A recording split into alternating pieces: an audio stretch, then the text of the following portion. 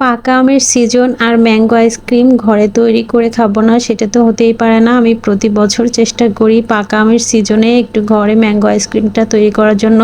তো সারা বছর কিন্তু ম্যাঙ্গো আইসক্রিম পাওয়া যায়, আমার কাছে ওটা খুব একটা বেশি ভালো লাগে না। একদম পারফেক্টভাবে আমি ঘরে কিভাবে ম্যাঙ্গো আইসক্রিমটা তৈরি করি সেটাই আজকে শেয়ার করব। এই আইসক্রিমটা দেখতে যেমন লোভনীয়, খেতেও অনেক বেশি মজার আর অনেক বেশি স্মুথ। দেখতেই পাচ্ছেন কতটা ইয়ামি হয়েছে, দেখেই কিন্তু বোঝা যাচ্ছে, তাই না?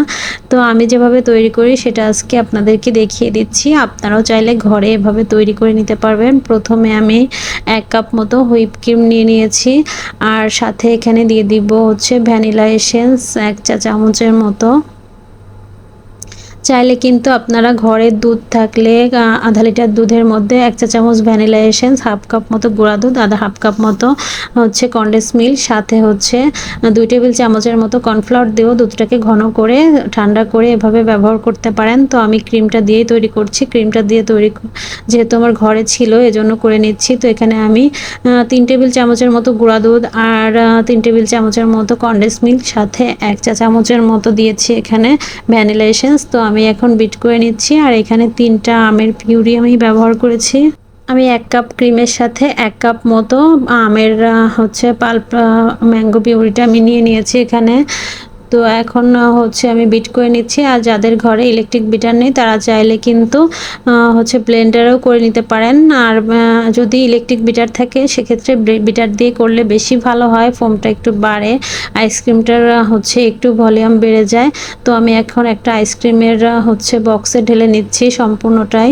তো আমি উপর দিয়ে একটু ডিজাইন করে নেওয়ার জন্য হচ্ছে একটু আম আর একটু সাদা ক্রিমটা একটু রেখে দিয়েছিলাম, সেটা একটু উপর দিয়ে দিব। দেখার সৌন্দর্যের জন্য এটা স্কিপ করতে পারেন, কোনো সমস্যা নেই। তো আমি হচ্ছে এভাবে একটু একটু করে দিয়ে দিচ্ছি, দিয়ে একটু হচ্ছে একটা চামচ বা কোনো কিছু দিয়ে হচ্ছে একটু ডিজাইন করে নিব, দেখতে সুন্দর লাগবে, একদম দোকানের লোক আসে আর কি। তো এখন আমি এটাকে ডিপ ফ্রিজে রেখে দেব পুরো 1 দিনের জন্য। সন্ধ্যায় আমি তৈরি করছি, সারা রাত রেখে দিলেই কিন্তু আইসক্রিমটা একদম সেট হয়ে যাবে।